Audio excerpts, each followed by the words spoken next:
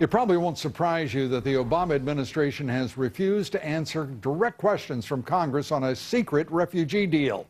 Nearly 2,500 refugees from terrorist hotspots around the world may now be headed to the United States after rejected by Australia.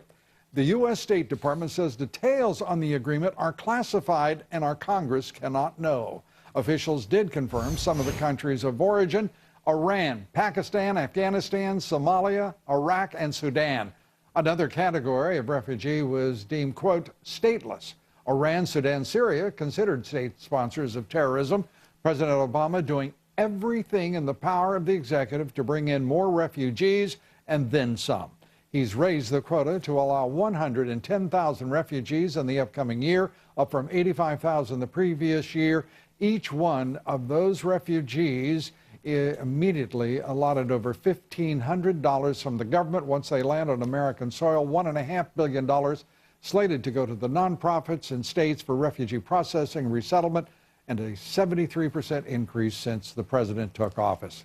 As we pointed out, this does not include costs associated with numerous government programs, including supplemental security income, temporary assistance for needy families, many other sources of welfare directed specifically and incentivizing these refugee resettlements.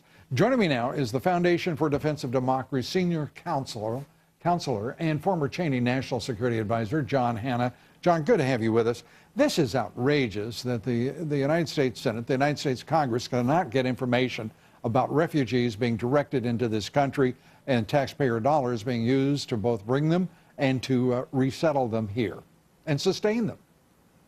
Yeah, no, this is astounding, Lou, and I can't think of a better textbook example for why President Obama and Hillary Clinton got their heads handed to them on November 8th. Think about it. I mean, this is a secret deal, cuts out the Congress, circumvents the clearly expressed will of the American people, and appears to prioritize the interests of the international community and United Nations over the interests of the American people. And this is exactly why it's Donald Trump and not Hillary Clinton that is going to be taking that oath of office on January 20th. The American people are fed up with this way of doing business. We are incentivizing local communities in this country. We are incentivizing states, nonprofits that have a financial benefit directed at them by the federal government to bring in refugees, to resettle, and to sustain them.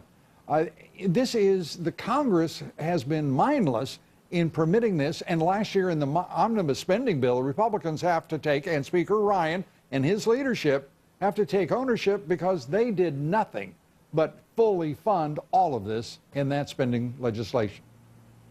Yeah, no, I think listen, President Trump on January 20th is going to end whatever Obama is doing here for sure. But before then, I think it's clearly within the writ of the Congress to pass a law that ensures not a single U.S. taxpayer dollar gets applied to this effort to bring these people in.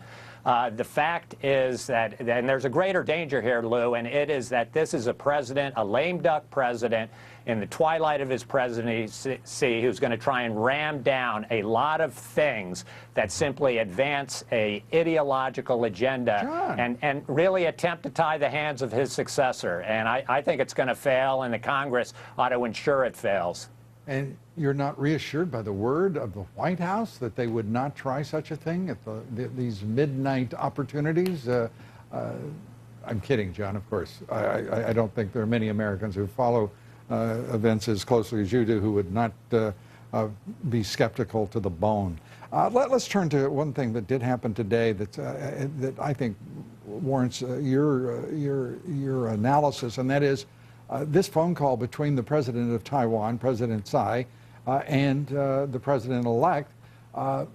What do you make of it? Such a kerfuffle, if you will, over what seems something to be very both out of date and irrelevant. That is, no discussing things with Taiwan because we're fearful of the reaction of the People's Republic of China. Yeah, no, I'm sure this is something that not a single American who hasn't spent decades working at the State Department can understand the absurdity of the fact that the President of the United States cannot call the democratically elected leader of a longtime ally that, frankly, if the balloon of war went up in East Asia, the United States would be on the hook to come to the defense of Taiwan, and to imagine that our democratically elected leaders can't talk to each other. It really is an absurdity. It's a relic, and it ought to go away, with the caveat that the Chinese could react here, and they could react in pretty outrageous ways. And I think both President-elect Trump and the current administration need to be on the watch for this.